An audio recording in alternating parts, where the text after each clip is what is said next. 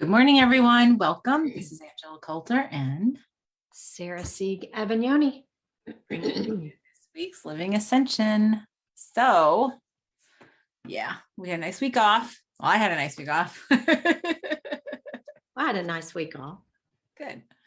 And it was, of course, there's always a message in everything. So, every mishap and whatever that happened, it was, it's interesting. We have so much going on. And I know we've said this so many times, but things are just amping up like.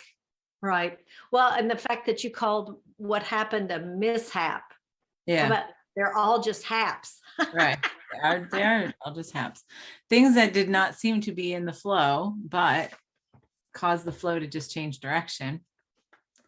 And that's all part of the thing. Because, we get into this place and that's, we get into this righteousness, right? And you and I have had these conversations about righteousness, spiritual righteousness of, and it can be, and it's a judgment of, oh, well, this is a mishap. Oh, this is unaligned. This is wrong. This is not the way it's supposed to be.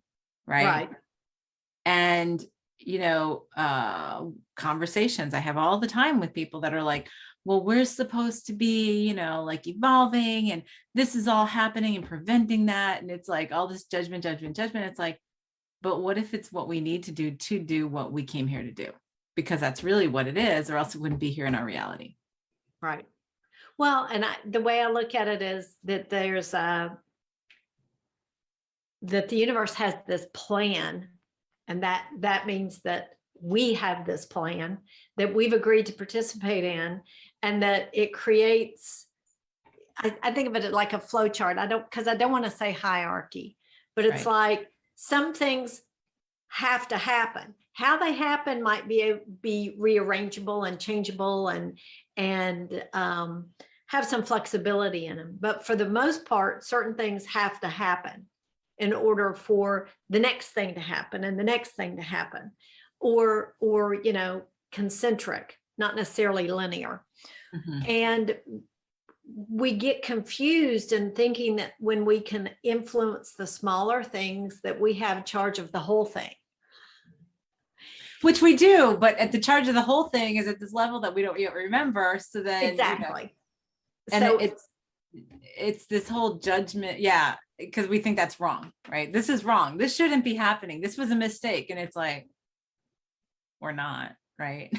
Right. Well, and I started, since we talked about this is what our topic was going to be, and I've been looking at it and seeing how it shows up in my day to day, and where I get triggered and what I have left to negotiate around, and in this whole subject, and I was looking at the past and the future, and that is the ego's territory.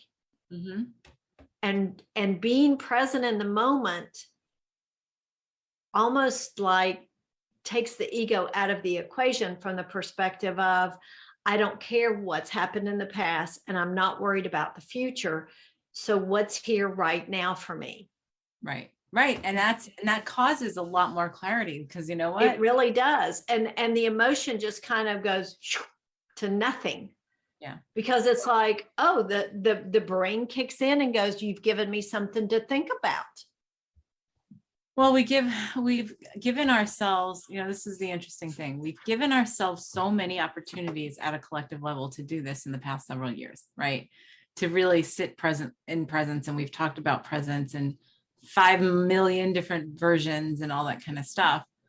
And so what's happened is everybody first was, I just want things to go back to the way they were. Right. Which was already broken. Well, or breaking to crumble. Right. And it's like, it was so broken, we couldn't even recognize it anymore. Do you want to take all those crumbs from the cookie that are sitting all around on the table and glue them back into the cookie? It's just sort of right. Like, wow, what kind of and so then it was like, okay, then as time went on, many had gotten to this place of, okay, let's just deal with what we have in front of us, which then brings us to more presence, right? Right. Which is really the goal, right? And it's like you're saying, because it does take the ego, starts to get us in the practice of taking the ego out of the conversation, or just out of managing the whole conversation, right? And then we got there to a certain point, and then we're pushing ourselves. We've been pushing ourselves further, but then we opened everything up because it's like, well, we've got to have access to do all these things in the 3D to accomplish this whole thing. And then the big landslide of people trying to fall back into, oh, well, I was secretly wishing we would just go back to the way things were. So now the way things were, I'm going to go back to what I was doing instead of doing what I've been doing that's better for me, or in a place that serves me now. Right. And that's breaking everything. It's breaking everything down even faster than ever before. I got into the whole, like, stuck in that whole travel mess this past weekend coming home, that apparently there were thousands of flights canceled across the country and everything else. And it has to do with this whole ripple effect, this whole domino effect of stuff that's going on with, being, not having enough pilots, and not companies not wanting to pay for their people, and instead they just want to get the dividends at the stockholder levels and all that kind of stuff. And like, there's so many things, and I don't want to make this a whole, economics discussion, but it's a domino effect. It's a domino effect of things that are crumbling because they don't serve us, because they became so out of proportion to the balance of everything. Right. And we've gotten so complacent into, like, wanting to create comfort zones that are these bubbles of ignorance around the whole, right? And then in that we deny our own wholeness. And so now things are just crumbling, right? So all I kept on getting was, just be here. Just be here. Right. And it was really funny because I was irritated. Yeah. Because I wanted to get home. I was tired. It was a full week, scuba diving takes a lot out of you energetically, physically. And I'm like, I just wanted to go home, sleep in my own bed. And it was, and then, you get irritated and frustrated, but then it was like, okay, I got over that. Right. 3 hours online in the airport, waiting to get to rebook our tickets. 3 hours, and we were in the middle of the line, like, I don't know, a couple thousand people in Miami airport getting stuck. And wasn't because of the 20 minutes of thunderstorms. It was because all the pilots timing out and them not having any backups to pilot the planes. Right. And so, but that points to just a whole nother level of, well, but we want to be safe. Right. And so we put these other rules in place that allow that to time out, but yet we still want to be safe. Yeah. So safe. The ego is, so at some point I was just like, okay, it is what it is. The reality is that we're probably just going to get stuck on the flight they automatically rebooked us on. And is there anything else we can get from this? Like, can we get some food vouchers or a hotel or something, which they don't do anymore? Funny. They used to do that for people all the time. But then it was like, okay, so what do? We sleep here at the airport. That's what we're going to do. Because at 2:00 in the morning, that's really the only option we had. Right. But the funny thing was, we're standing in line, and at some point I was just like, okay, well, we're just here. Right. So instead of getting irritated, we started playing game. Like, we were just joking around. I was practicing my Kung Fu. And then I was like, and then we started talking about, the buggies, the electric buggies they go through the airport with him. There were like a bunch of them parked on the side of the airport there. And I go, so wouldn't it be fun to, and we're like, oh, wouldn't it be fun if we went on like a rampage and stole the electric vehicles and started playing Mario Kart? Like, so we just started like, doing these funny situations and whatever. And laughing, right? And then the people around us start laughing, right? And we're tired. We're all tired. We're all there. There's no place we can go, really, except wait online to get, do what we can do. And it was funny because when I got to the very front of the line, there was a woman, because like the end of the line in zigzag, there was a woman that was probably like 5 people behind us. And so we crossed over in the zigzag, and she looks at me and she goes, do I know you? And I said, I don't, yeah. I said, you look a little familiar. She's like, well, do you live in Raleigh? And I said, yeah. And she's like, because we were one of a dozen flights or more at that point, so it wasn't just the Raleigh people. And I said, yeah. And she starts asking me, well, do you live here? Do you go here? Do you work here? None of them. I was like, no, no, no, no. And I was like thinking, well, there's social media, but I didn't say anything. And I was just like, and she goes, well, you're really familiar. She goes, and there's something about you that makes me feel comforted that there's a friendly face here. And I thought, well, that was really nice, even though I'm exhausted and tired and doing my best to not be irritated. Because at some point it was just like letting go of what those original expectations were and being just there. Right. Right. Right. And Well, so, and when you get lost in that irritation and you get lost in those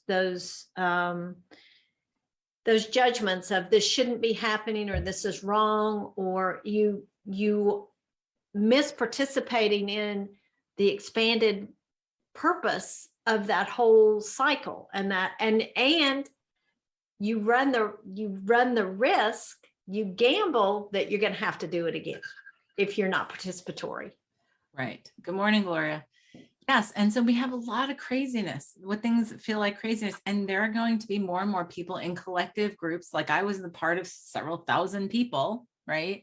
Right. That got stuck in one airport, and there were more than that across the country because of other things that were playing out at a collective level. And we have volunteered to be a part of. The dog agrees. Well, he insists on sitting behind me, and I think the chair just got a little too close to him. But, and the thing is, and I had several instances last week of having to be so present and where I was that I couldn't think of anything else but just be present and just deal with what I was dealing with and getting through every moment. And there's nothing wrong with that. There's like, we always think of that as an emergency situation only.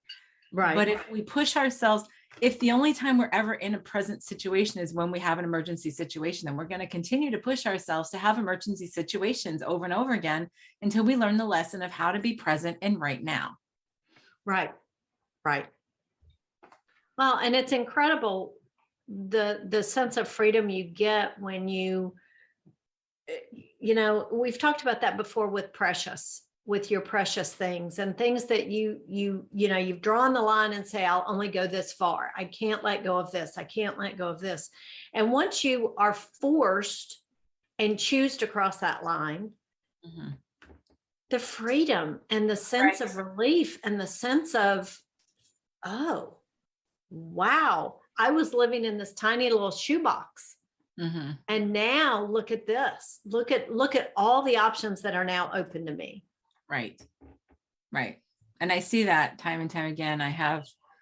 We have multiple connections and friends that have gone through divorces and have had long-term marriages that they left, and it was a big crumbling, and they're just picking up the pieces and creating amazing, powerful new lives for themselves. And that because they left, and they went through the grief and then the regret and everything else, but that was a normal process. And now they're just standing on their own. And it's amazing to see that empowerment. Well, and the opposite of that, could also be is they choose to stay and they choose to work it out and they choose to, I don't want to say fight the good fight, but they choose to honor each other in their journeys and still continue together. And that still is an evolution in and of itself. It is the biggest thing. That's the challenge. It's almost more of a challenge to stay in relationships these days because of the fact that we have so many tendencies for that dependency of creating our value due to the relationship, right? And if it's a challenging thing to get through a place of, I don't have value because I'm in this relationship. I'm in this relationship because I choose to be, and I have value on my own, and I can be with it or without it, and that's fine. So that's a big transformation in itself. Right. To truly get there, not just say we're getting there, but to say, yeah, no, I can walk away from this relationship any day. I just choose to be here because I'm happy in this place. This is where my guidance is to be, and I have no attachment to it. That's a very different attachment to a relationship. And then to say, okay, but just as easily, oh, today's the day, it's time for us to take separate paths. And there's no right or wrong. There's no judgment about that. Right. Because that can happen whether you're having conflict in your relationship or not. Someone could be involved in a tragic accident and they're gone. Mm-hmm. So it's not just divorce that would end a relationship. If you always live, always live as if this is it. This is your last day on earth, your last minute on earth, your last hour on earth. Everything's different. You approach everything different. And to me, that's where we've pushed ourselves, because we can't live in the present moment, mm-hmm. is to focus on what's here for me right here in this moment. Right. But, one of the biggest challenges, I think, for everyone is getting beyond. There's so many, can't get the words. We are so embedded in external valuation that we make so many choices that are fairly unconscious, having to do with, I'm going to do this because this will make him or her happy. And that'll make me happy because they're happy, because then when they're happy with me, then I'm valuable as a person. And if they're not happy with me, I'm not valuable as a person. Or if I'm here to support them all the time, regardless of not supporting myself, then they are not necessarily, then I'm a martyr. I'm worth more because I sacrifice. I mean, we believe all this stuff and then we do it. And so then what happens is collectively, we've gotten to a place where we brainwash ourselves and each other with, oh, well, you're not being a part of the collective. Like, look at what we went through with the mask things, right? Or vaccination or whatever, right? With the COVID. And it was like all this like brainwashing on both sides, right? And it's all based on, well, it's pulling at these strings of, don't you want to be a part of this group? Do you want to be a part of this group? Or do you want to be a part of this group? Do you want to be part of us, or do you want to be part of them? And that's still separation. It's still divisive, and it perpetuates that lack of wholeness.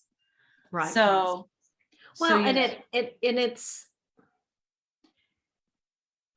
It's so much that division to where it's all to make yourself feel better for being who you are by trying to get people on your side. And if we would just come to that place of realizing that, we're all humans, all residing on the same piece of rock orbiting around this star. Right. That's where we need to get to. Right. That's the commonality we need to focus on, not, oh, well, my hair's brown or my eyes are green or my skin is purple or right, exactly. Or I live here, or I believe this, or I drive this kind of car, or I have this kind of dog, or I don't like dogs, or it's right. It's that microscopic division. And that's where the judgment comes in and starts making those little boxes that we all have to live in that create such discomfort. And then that's what breaks, is because it's so unnatural. Yes. And we've gotten so focused on division versus unification that, everything is just crumbling right now. There's so many things and I'm not saying that to be, whatever, anarchist or alarmist or anything. It just, everything is crumbling right now. There are so many things that are crumbling because they've been built on that divisiveness, that separation, and that, you need to be a part of our group to be special or valuable or whatever. And therefore you need to sacrifice all the stuff of yourself so that you can be in this group of people, however that looks, right? You can't act this way if you're going to be this kind of person.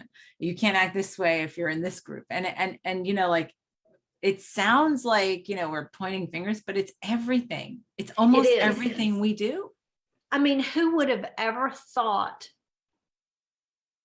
even 40 years ago, 30 years ago, that there would be a correlation between elementary schools or schools in general and gun control? Who would have ever made that connection? Right. Right. Who would have ever thought that one had anything to do with the other? Right. So we had to create that in our reality, because that was the only way. We had to get our attention. That's right. That's right. We had to get our attention and make it really important. And so you have to look at that. Schools don't work for the majority of children. Yep. It works for the government. Yep. Sometimes it doesn't work for the children, and they're getting to where it used to work for the majority, or they believed it did, and now they're finding that it actually doesn't. It takes an old, outdated method and forces kids into that, and then everybody has to be treated the same, and everything is just lost. Right. Well, right. We've had an antiquated system for a long time it doesn't work with our society, with our children and everything else. And so yeah. I've noticed on TV since the latest events, the homeschooling commercials are just rampant. And it's like, yeah, people are saying, okay, I need an alternative to keeping my child in harm's way, because this system doesn't work anymore. Right. So speaking of something that's broken. Well, yeah, I mean, we could talk for days about that. Right. And no, I don't want to get off on that topic. No, but it is. And so we see these things like, so yeah. And then you have the travel industry, which has been in the news continuously for months on this stuff happening on a regular basis now. Right. You have, and that's what, like, well, people, what is the first thing people want to do when everything opened up? They want to travel and go places and whatever. And it's like, and the companies want you to, because they want your money. That's right. But they don't want them enough to pay their pilots enough to support themselves. Right. So, right. And, I know that there's a large percentage of pilots that aged out. Yes. Because you're only allowed to fly so long. Yeah. 65 and then cut you off. Yeah. And they're ready to go back to work, but yet they don't qualify. Yeah. Yeah. But the companies don't want to pay the newbies out of the $70,000 flight school to be able to, support themselves in the beginning. So yeah, there's that big gap. And then they're like, well, what do we do? We don't want to have to not get a big dividend, but they're not going to, because people are going to stop traveling that way. Well, that way. Exactly. So yeah, I mean, and there's so many things and when we do all of that, we stop thinking of the whole. Like, we have gotten so, and I don't want to get into any kind of like big discussion on being worshiping the dollar over everything else and all that kind of stuff, because we've created that as a mark of valuation in our reality, right? But so many things are these short-sighted choices that don't look at the whole picture, right? And don't see the long-term benefits to things. And everybody's gotten so short-sighted, which that's the thing that's crumbling. And like, and the thing is not for us to judge it, right? So this is the whole point of talking about this.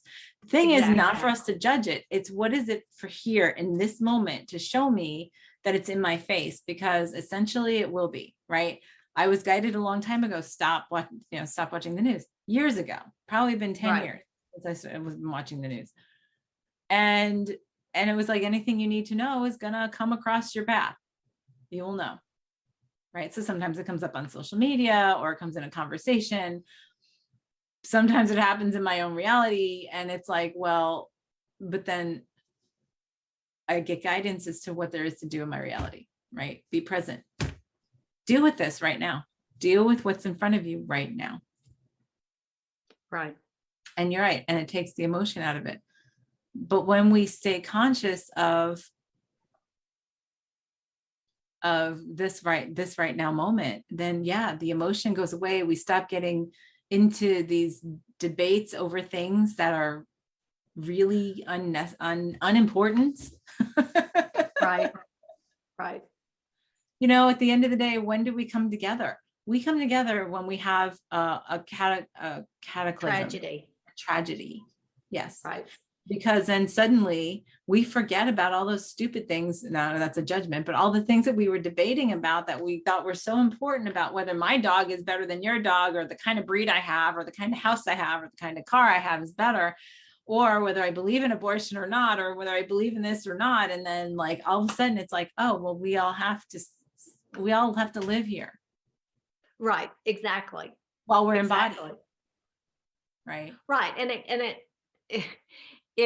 I can just see some television shows, and I'm sure there already has been, where the earth unites only when it's invaded by aliens. There's so many movies. That's all they talk about, right? Right. Because it's certain that it's not uniting us, that we're destroying the earth.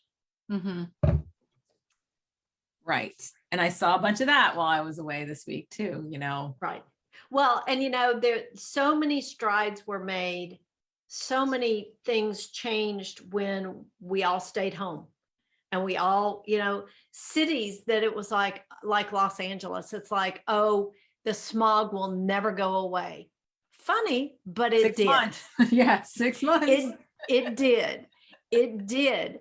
And I'm sure it's all right back. But at the same time, we did that. But you go to the grocery store and it's like, you can't use your own bag. Right. Because of COVID. So it was like so many things were just sacrificed, where strides that we'd made. And it's like, okay, we had an opportunity. Well, and we do continue to create opportunities for ourselves, but the more we deny ourselves from embracing those opportunities, it was like I took a class while I was in Mexico on reef conservation and preservation. And one of the biggest problems people don't realize is only 0.05% of the world's reefs are actually alive anymore, right? Considering that it is the largest part of the food chain in the world, and people just don't even think about that. Well, it just reminds me of the bees. Yes. And the bees, you got that, right? And so what are the things that contribute the most to like a lot of the reefs that are alive, especially in the Caribbean and stuff? The cruise industry. Because now they want them bigger and better. We want thousands and thousands of people or whatever. And so then they take and they change out water throughout the entire Caribbean. So if they have a disease over here in the water, guess what? It's everywhere. Yeah. And they're wanting more piers in each of the ports where they stop and all that kind of stuff. And yet they don't want to contribute to the preservation and the restoration of the reefs. Like they don't put any of that money. Long term, even though it feeds them, because people do that so they could go snorkeling and diving and whatever, right? And on the big moving city, and it's like, without thinking about how do we best preserve everything that's around us to be in symbiosis versus in a parasitic kind of way. Exactly. And so that's another of many, many things. So, so then you have these homegrown startup people who get passionate, which is fabulous that people are starting to do this. And the class I took was all about how to do that, how to clean off the reefs, how to clean off the coral, how to, what kind of algae is good and what is not good and what causes it, and how to do that. And it was really great and enlightening to see people who are so passionate about it. And it's like, good, then let's grasp onto this, and every little bit counts, because the more we do it at a micro level, the more it starts to happen at a macro level. Well, and given, okay, so if we judge that as right, what about the other side of that? As that cruise industry that just pushes us further and faster. Yes, it does. To the ultimate end, maybe the ultimate, like, maybe we just say we're done with this set of dimensions and we're done with a set of lessons, and it's time to move on. Right. And the cruise ships can all sink and become reefs. That's right. And it's funny because they have many times talked about, yeah, and that was the whole thing. The 2 years that the cruise ships weren't coming in, guess what? The reefs did a lot of Bounce back. restoration. They did a lot of bouncing back, and they are Right. back to where they started with already. Like they have disease and all that kind of stuff that's Right. been spread. And yeah, so it's like, and people don't think, well, reefs, oh yeah, that's just a nice to have. And it's like, well, but reefs actually protect islands. They protect the land masses that they're around. It's part of the natural order of how whatever, and then the food chain and all that kind of stuff.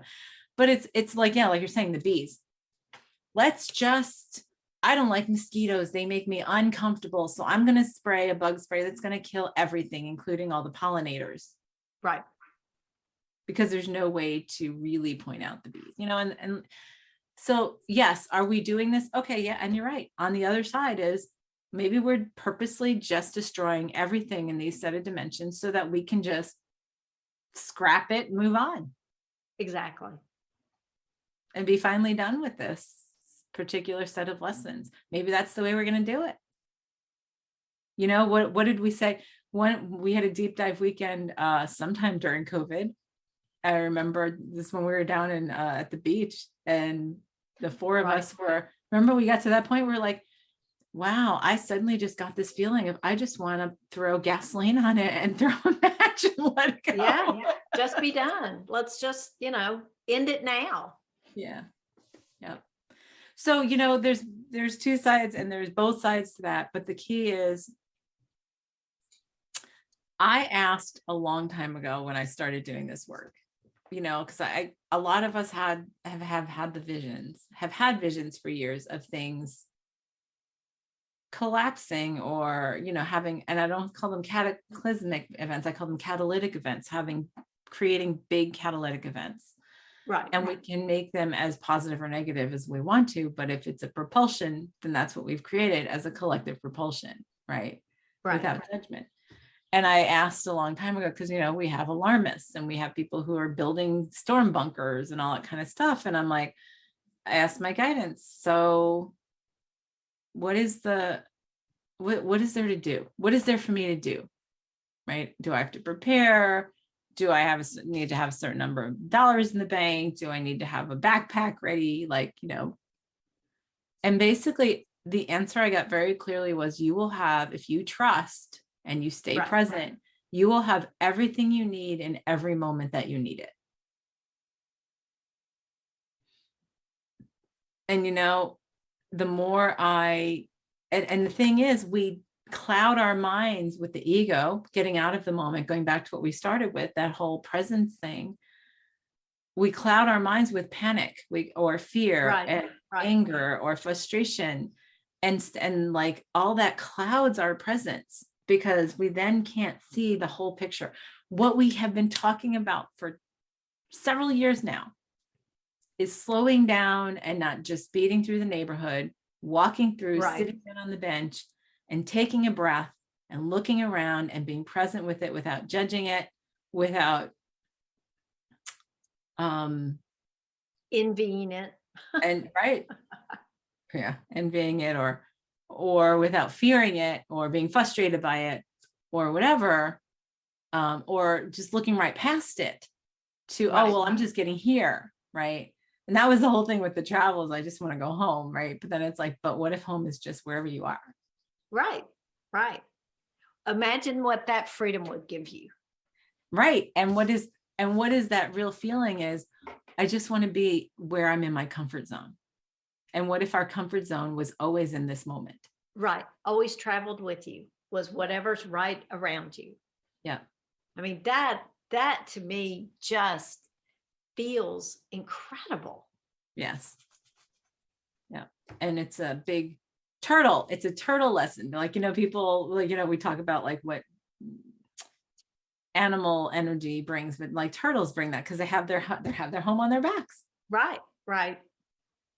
Carry it with them. Yep. So yeah, and that's been a big thing that's been in my face. And when you do that, and it's very uncomfortable, right? So there's a person that I I highly respect and who makes me crazy because they are so completely in the moment that nothing is ever planned, right? Right. Right. And yet they've been an instructor of mine in my scuba diving or whatever, and so like I would find myself getting irritated, but everything works out. And it's a matter of, well, yeah, you knew what to do. You know what to do. You learned your Right. stuff, like to me, right? You know your stuff. You know what to do. It worked out fine. And it's like, you're right, but I'm still going to be pissed about it. And in a way, it's the way I teach, which is funny how like that sort of comes back to me is, I'll see, but that's what this is the tough love that we're giving ourselves. We're giving Right. ourselves an incredible amount of tough love to say, you've got this. I've Right. got this. And don't get confused with the self-harm and the judgment about your actions and your reactions and everything. That's where that level of compassion comes in that says, I know this is not what you thought it would be. I know this is not as easy as you thought it would be, but it is okay. Well, And you've got this. And it's you only know what to do. It's only easy or hard based on how we judge it. Exactly. Exactly. Everything is always perfect. And if you start from that basic understanding, it's all what you think about it that creates that comfort or discomfort. Right. Right. Which in my mind is the ego. Well, it is. Any kind of any discomfort is the ego, because the ego is, wants that comfort. I expected this. Right. And I got this. And we get that all the time when we feel uncomfortable or irritated or frustrated and whatever, and it's like, okay, so if you get your head out of your butt, this is what I say to myself. If you get your head out of your butt and say, well, what is this here to show me? Right. And all the answer you get is stay present and stay fluid. Or another way is, look, when you get tired of that view, I'll be here to show you something different. Right. Right. Right. So, I always say things like when people are late, and like I used to get a lot of years ago when I was in corporate, I would get really irritated about people not being on time and all that kind of stuff. And then I became the opposite. And then I would judge myself. And then it was like, at some point it sort of like balanced out, because it's like, well, everything is perfect, right? So we have this big cultural thing about being on time. And some people are like, I don't respect you if you're not on time. And it's like, I am on time. We're all on time. We're all on time exactly when we need to be someplace, we're there, right? And it's doing our best to manage our calendar so that we fall in together as we have planned, right? Right. But it might not necessarily be within a 5-minute span. And so, like what I'll tell people is, okay, don't get yourself stressed about being late for something, right? Do your best to keep your calendar or whatever. But if you get tied up someplace, you never know that it's preventing you from having to go through some other grief in some other place. Like maybe you're missing an accident. Maybe, right. Maybe you get stuck in a traffic jam because of an accident, and you're instead of 5 minutes, 10 minutes late, you're 2 hours late. Right. And that is that trust. Right. And maybe the other person that you're meeting or the other people that you're meeting with, they got tied up with something else that you don't even know about, and they end up showing up at the same time you do anyway. Right. So nobody's late. They're all on time. They're all right. So, it's, or maybe, like there's so many maybes. And the thing is, we set this up in such complexity and such a multidimensional, such multifaceted, beautiful thing that we separated these facets of ourselves so that we didn't have to see the whole thing at every given moment. But that's part of the fun, like it's funny. Like I was pondering about something last week, and it was basically, well, you purposely don't remember this. Right. Purposely don't remember this. Because what happens is doing this work, then it's like, well, how come I don't remember this? Because I know how to access anything, right? I know I can access anything. And it's the answer I give myself is you purposely don't, because if you did, you would change what you ultimately wanted to create. Right. And Right. it's that whole, people that we talk about in movies, like go time travel, right? Like, do you really want to know that? Because then you might not have done this. Like, Well, it's the temporal prime directive in Star Trek. right. Exactly. Exactly. So what does that bring us to in terms of like a clearing for this week? I mean, we've done so many things about presence, but maybe it's being able to It's connecting in that the judgment with the presence. I think that's the more the bend we're taking today, talking about how it affects our ability to achieve the presence. As if we could, first, I always say, see it, recognize where the judgment is impeding your ability to just be present. And then allow that to expand into everything, your everything. Yeah. Start with the central part. And part of it is truly, and I know we've said this so many times, but it's truly letting go of the idea of a comfort zone, or finding your comfort zone in complete fluidity. Right. Like, I've had a series of dreams. This is a little side thing, but this is related. I meant to say it before and we got off on a tangent, but I've had a series of dreams over the past week and a half since I went away. And it's very interesting to be conscious of these dreams where I'm managing multiple parallel timelines at the same time, right? In the dream, and I'm completely aware of it. And I'm having two things simultaneously happening in the same situation, different timelines. And they're slightly different. And then I figure out in the middle of the dream how to manage this thing over here by what's over here. And there was a TV show a while back on NBC for like one season that was awesome. And I think it was called Awake,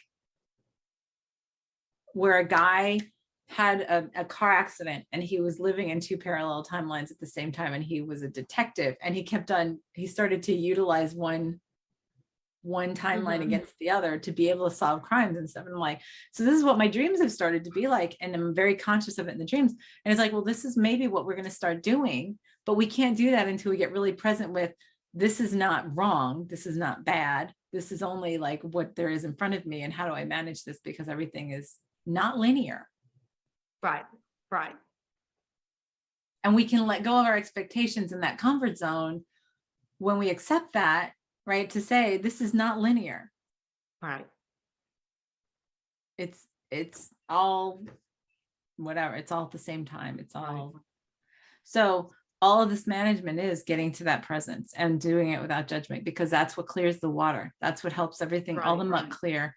So then you could see a better picture. And that's what happened in the dreams. That's what's happened every time, was until I remember from one timeline to the other that I'm walking both paths at the same time, that it's not a linear thing, right? Then I'm a little panicked because I'm like confused in the dreams, like what's going on? This just like, wait, is this happening or is this not happening? And then all of a sudden I realize what I'm doing, and I'm like, oh, and I can use this because now I'm not afraid of it. Now it's not uncomfortable. Now it's like, oh, now this is a game. Now how do I do this? So if we did that with everything, because I feel like we've pierced so many veils. We have taken away so many veils. And I think that also adds to our confusion and complexity, because we are aware of so much more than we were before. Right. And so now it's like a different level of presence altogether. Right. And if we use it to create and reinforce our comfort zone of where we are in that presence. Right. So finding our comfort zone in every moment. Maybe that's it. Allowing our comfort zone in every moment. I like that. I like that a lot. I think that would be really helpful. Yeah, because that takes away any kind of foundational need of a constancy. No constancies anymore. Comfort in every moment of every fluid thing, and allowing that, because that's what's going to allow us the complete fluidity to really manage things in the most amazing, easy flowing kind of way. Right. Yeah. All right, let's go do that. All right, everybody, get comfortable. Take a deep breath. Close your eyes as we step out of separation back into wholeness and oneness. And we set ourselves at the vibration where that is our truth. That is from where we exist, create, and experience.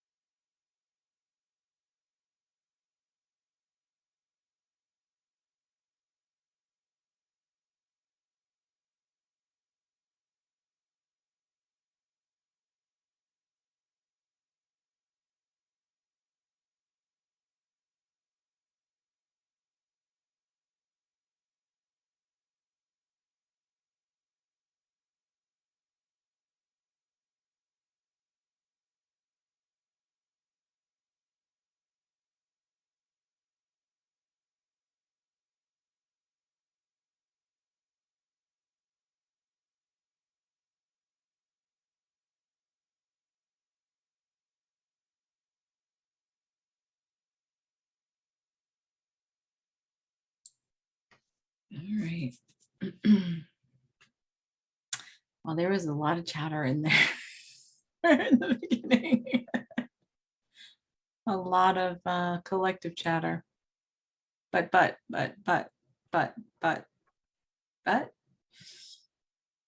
nice in the end. Right.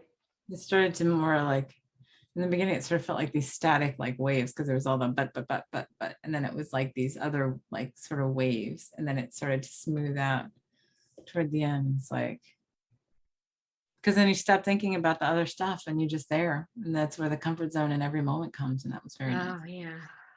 Yeah. That was so peaceful. Very Just- nice. And I saw it,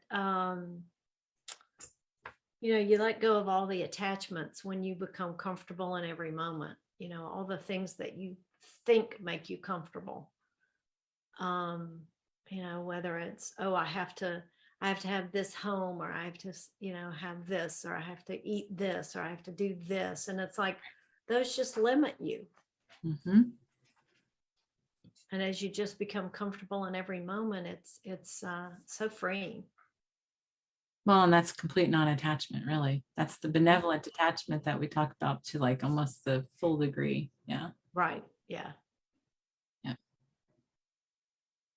I laugh because I've put myself, I have had so many things that have forced me into that this spring. And it's just constantly like, okay, well, you ready to just accept this? Or are you going to have your moment of panic? And, but it gets shorter every time.